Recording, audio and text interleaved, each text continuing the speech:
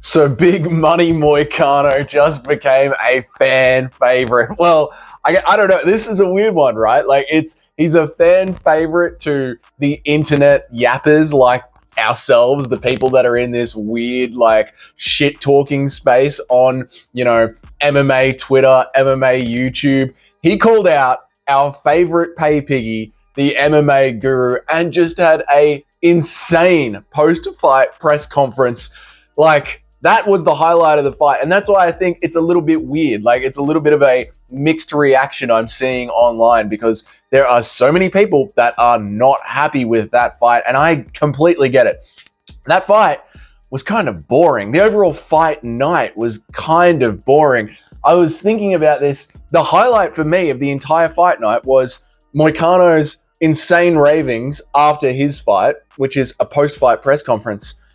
And Molly McCann. I went into this fight thinking, man, I am sick of Molly McCann. Like, I am one of those fans that were just done with her, done of the cringiness, done with her thinking she was a women's MMA GOAT and her just never performing. I was over it. I was not looking to seeing Molly McCann's face ever again. But this fight week, she was just focused. She was humble. She wasn't braggadocious. The walkout, she was quiet, humble. She got in there. She looked great. Molly McCann. I know this video is going to be about Moicano and his call out, but I just wanted to talk about this for a second. Like, Molly McCann looked great. And her post-fight press conference, her post-fight interview was great as well. I became a fan of Molly McCann again, which is, that is the highlight of a fight night card for me.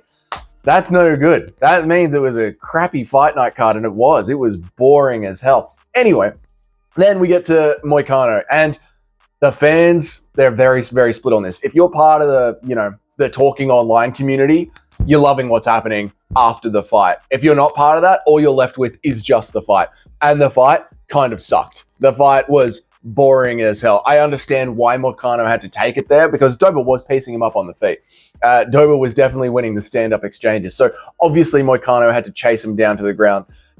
Dober didn't have much on the ground, so obviously Dober had to tie up guard and just stay in survival mode. And then you get to this drawn out 15 minutes of lucky there was a cut to splash some blood around, otherwise not much would have happened at all, yeah? But then we get to the post-fight interview and it's Moicano talking about wanting to become SEAL Team 6 in America or whatever, become this American SWAT legend so that he can save the USA from the degenerates while his 65-year-old dad is still giving birth to Moicano's brothers, and Moicano's gonna head home and just put more kids out into the world, yeah, as well as calling out the MMA guru, the fat little pig that he is. It was great. It was great. It saved the night, to be honest. Now, Moicano also goes ahead and calls out two fighters here. He calls out Dan Hooker and Beneil Dariush. And personally, I love the Dan Hooker call out. I can understand why it's getting some backlash online, why people do not like the Dan Hooker call out, purely because Dan Hooker, we want to see him in there now at this stage of his career, at his age. We know he's never going to be a champion. So we want to see him in there against other stand-up strikers because Dan Hooker's insane. And we want to see him get tested in wars so we can all sit back and enjoy the mayhem that is a stand-up Dan Hooker fight. But Moicano kind of deserves this one. Moicano came back off an injury, won the fans over with the microphone, put on a dominant performance. He should be looking up the rankings. Dan Hooker just called out Beneil Dariush, and Dan's doing the same thing. He is also trying to be looking up the rankings. Do I think that Moicano versus Dan Hooker is more fun than Moicano versus Beneil Dariush? Yeah, the fight that I would like to see next for Moicano would be a Dan Hooker level of lightweight. And I think it would be good for Dan too. I know that after what we've just seen from Moicano, there's going to be a level of grappling, obviously, that Moicano is going to employ. But I think it would be good for Dan to test himself against someone that's going to bring that level of grappling to him. Because Dan is sort of falling into that wonder boy category, isn't he? Where if you're going to beat Dan Hooker, just take him down.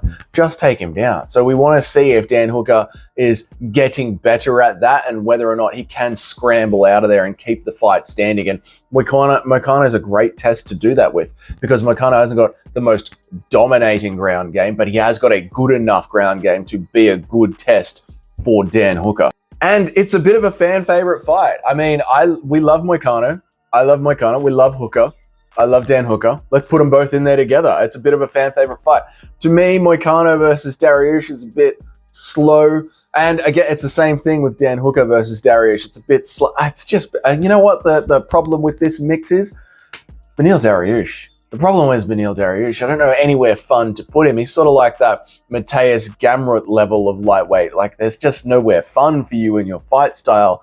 And then if you're gonna have that sort of a fight style, be a moicano in the post-fight press interviews and give us something fun, entertaining when we're sitting through a 2.5-hour Apex card where the highlight is Molly McCann. Yeah. The only problem with the call out is moicano wants to do it at 301 in Brazil.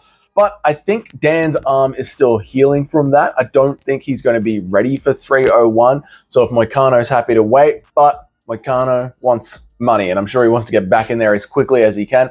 And the Brazilian fans deserve someone like Moicano down there to entertain that crowd. So who knows how it's going to work out. That was probably my highlight for the fight night card. Moicano's call out, what can happen next with it. He is the most fun thing that happened on that card. Let me know, what would you want to see next from Moicano? Put it down there in the comments. What was your highlight of that fantastic UFC Apex event? Wasn't it fun? Let me know your highlights down there in the comments. If you enjoyed this video, consider hitting that subscribe button on your way out. And of course, I will see you all in the next one.